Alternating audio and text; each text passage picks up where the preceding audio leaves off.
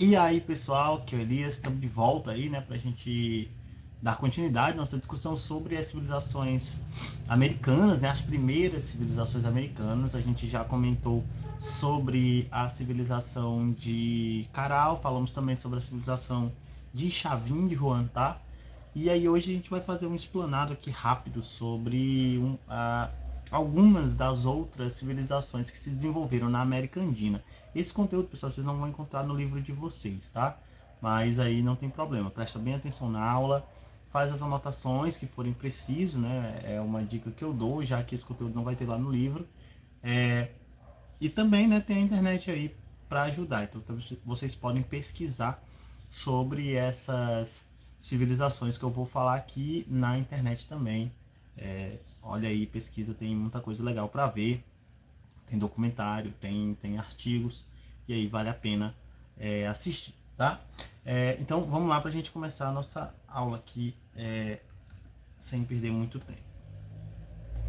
Então, pessoal, além de todas aquelas civilizações que a gente já vem falando, né?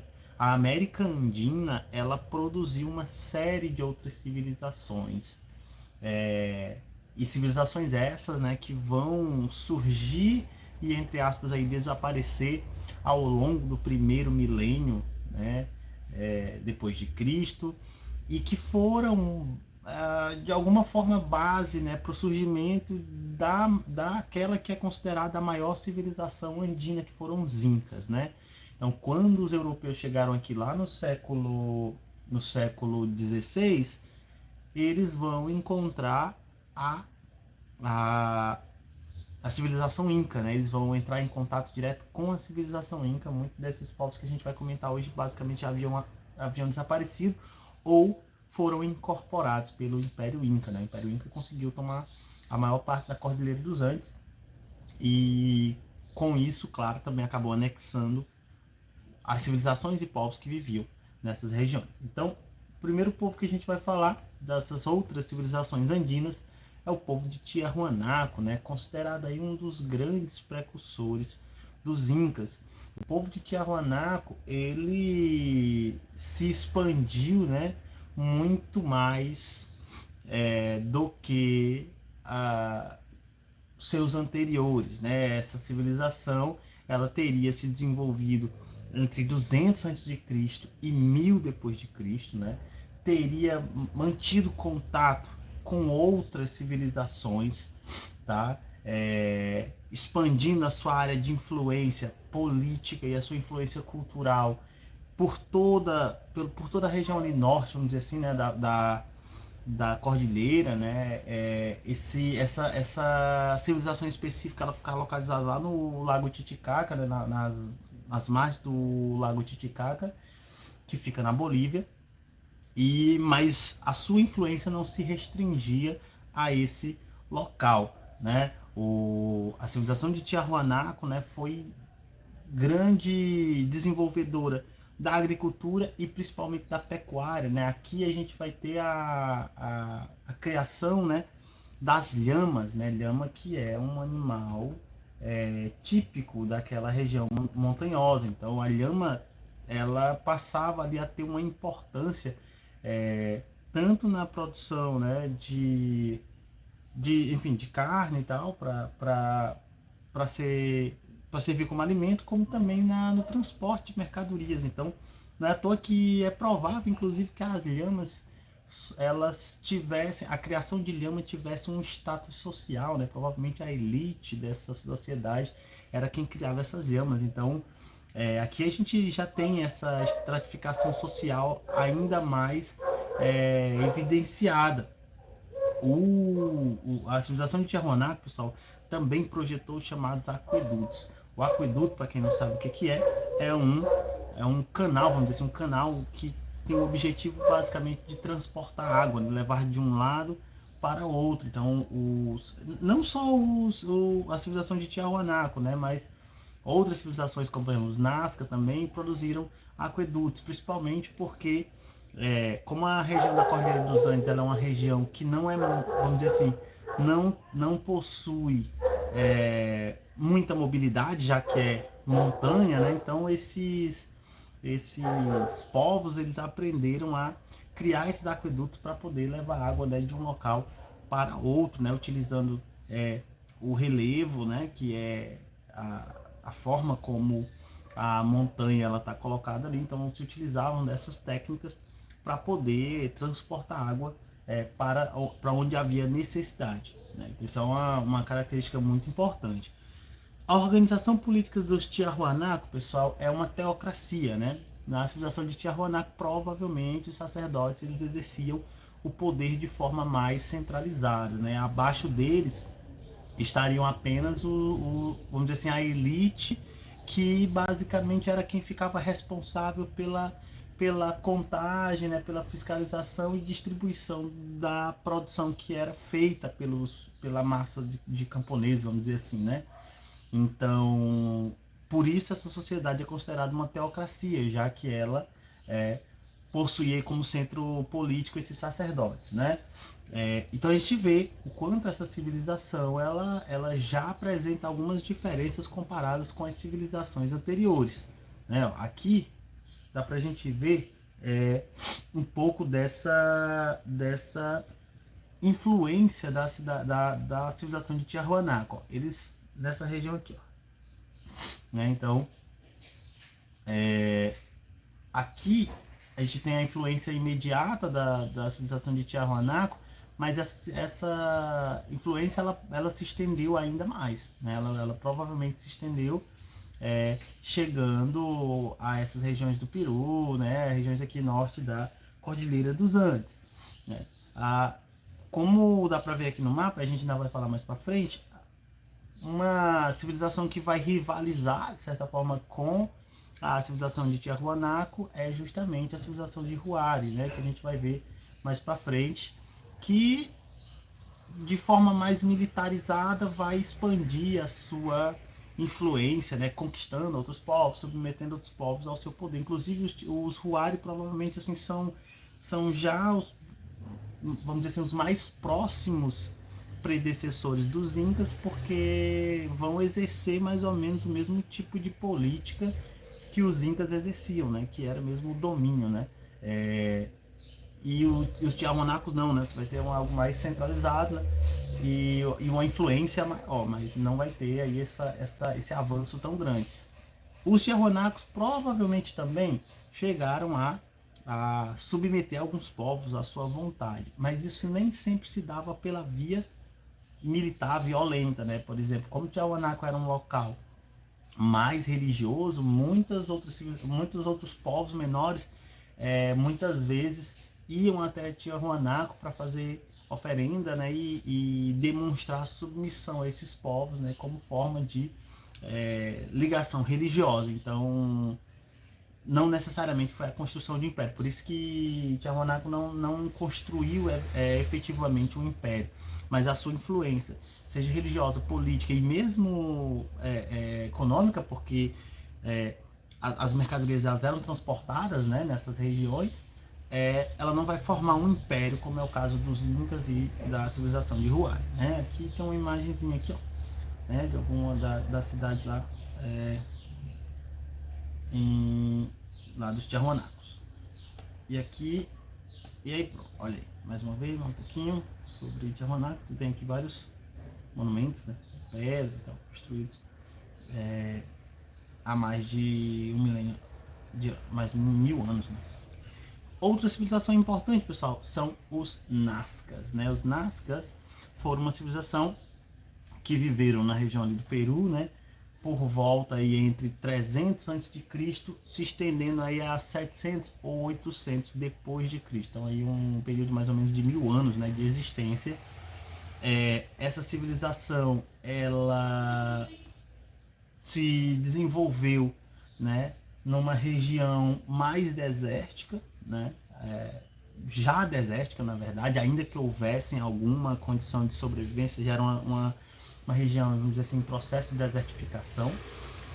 Ali desenvolveu-se uma sociedade teocrática, né? Ou seja, uma sociedade em que os sacerdotes eles possuíam uma influência muito forte, né?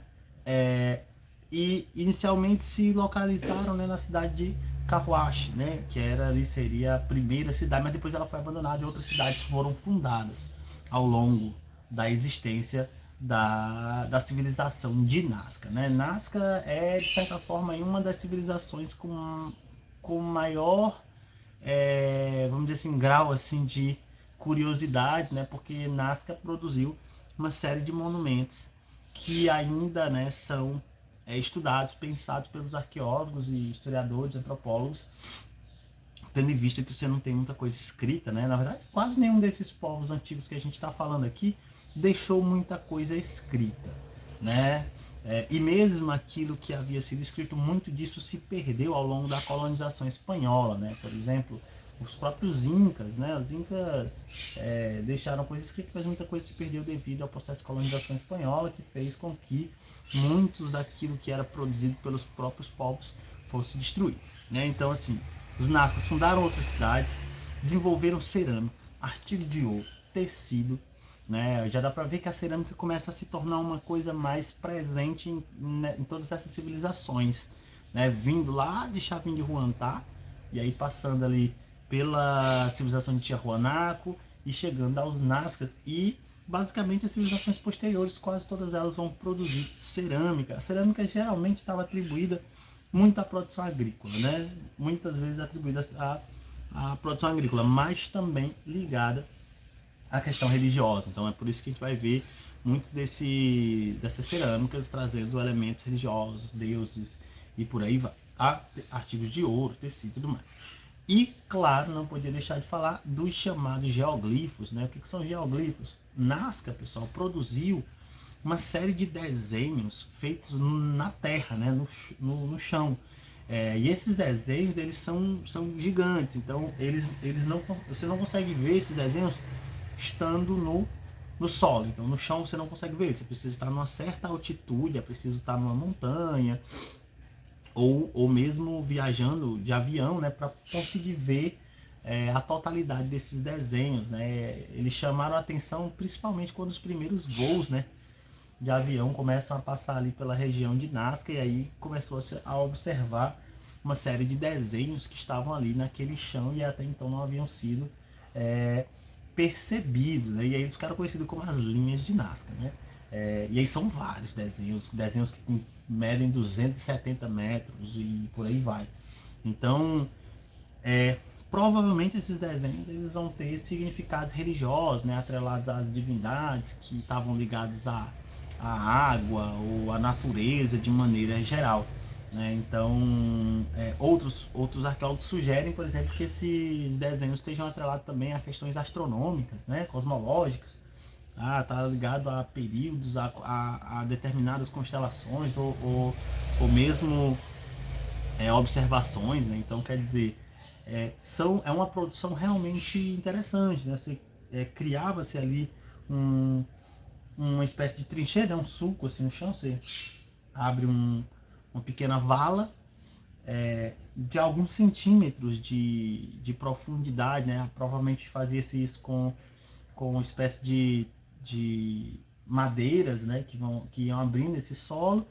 E no caso lá, o solo ele é avermelhado, né? Aquele solo mais avermelhado em consequência da erosão local e tal, da própria composição do solo. Só que quando você cava um pouco, esse solo vermelho vai dando espaço para uma tonalidade mais amarelada. Então isso criava um contraste, né? Entre o solo completo e essa região cavada que ficava ali mais clara. E é a partir disso que eles vão construir esses desenhos gigantescos, né? E aí tem aqui algumas imagens para vocês verem. Aqui, primeiro, as grandes construções, né? Você vê que são civilizações que produziram grandes monumentos, tá? Nós estamos falando aqui de monumentos realmente grandiosos. Aqui um exemplo, né? Algumas das construções de Nazca, só para você ter uma ideia da proporção da coisa. E aqui eu trouxe alguns dos geoglifos, olha aí, né? A gente tem aqui um geoglifo. Essa imagem é tirada de cima, né, de um avião, provavelmente. E aí você tem, né, dá pra ver aqui, esse aqui provavelmente é um macaco, né? Aí você tem aqui as mãos, aqui a cabeça, ó, os pés dele.